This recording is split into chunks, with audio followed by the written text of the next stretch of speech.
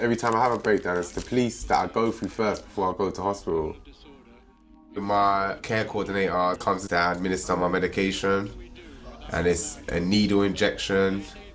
Ashley, I'm ready for you. So, it started with my mum. My mum was a drug user, and she kind of used to leave me and my little sister in drug dens. And literally, when I was 8 years old and my sister was 5, I went into care.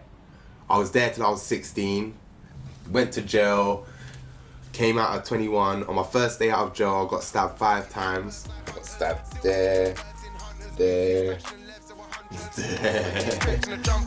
bipolar, I'm not just a number. Don't hide cause I'm stressed from the jump off. I was on the floor, like, feeling like I'm gonna die. And I'm just praying to God. And then after that, I was very spiritual because I felt the energy and it changed me because God gave me another chance. And then, literally 3 weeks after that, I had a breakdown. So I'm saying that's the stress of my whole life. I can see the roots.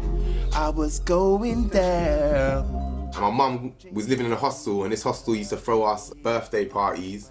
And literally, on my birthday, my mum got us chucked on the street the day I was gonna have my birthday party. So every year on my birthday, I've been going into psychosis. Well, people don't know why I go into psychosis on my birthday. And they don't know I've got deep thoughts, and that's the same with everyone who's got mental health. Imagine you believe the whole world was demons, and you're running around the streets all scared, like no one's helping you, everyone thinks you're crazy, no one's ringing an ambulance. If they had rang an ambulance straight away, you might get help and put in a hospital. But because I was in psychosis, I still was running away from the police like I'd done something, so I looked guilty. Then they arrested me, I was jumping over fences, so I was mad paranoid, and in jail. They were just giving me random tablets, not even my prescribed medication. So I was getting worse, I flooded my cell. They were still giving me food in there when there's all toilet water in my cell and stuff, and leaving me in that state.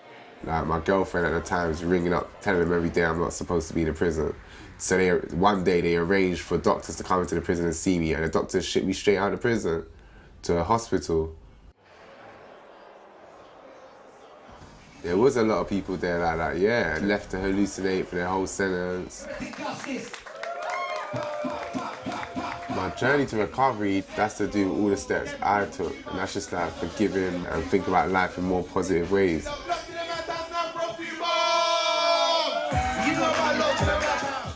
And our thanks to Mr. Ashley Weir for making that film for us. Leanne, Hosea, this is something you're looking into as well, and the scale of this problem is huge, isn't it? Yes, it's a big problem, and self-harm is at a record high.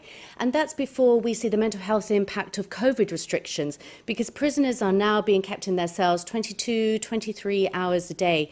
And the Ministry of Justice say these COVID measures have saved lives, and they've brought in video calling so inmates can talk to their families. And how else is the criminal justice system tackling this problem?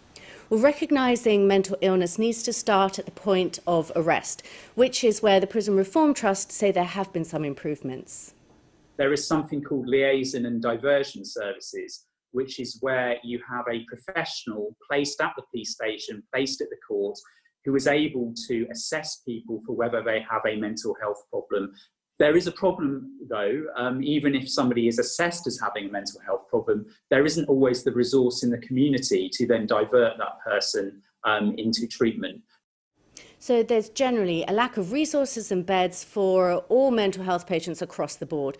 The Ministry of Justice say they prioritise mental health and provide one-to-one support for vulnerable inmates and prisoner-led support schemes. Yeah, a really important issue. Thanks for shedding light on it, Leana Hosea. Thank you.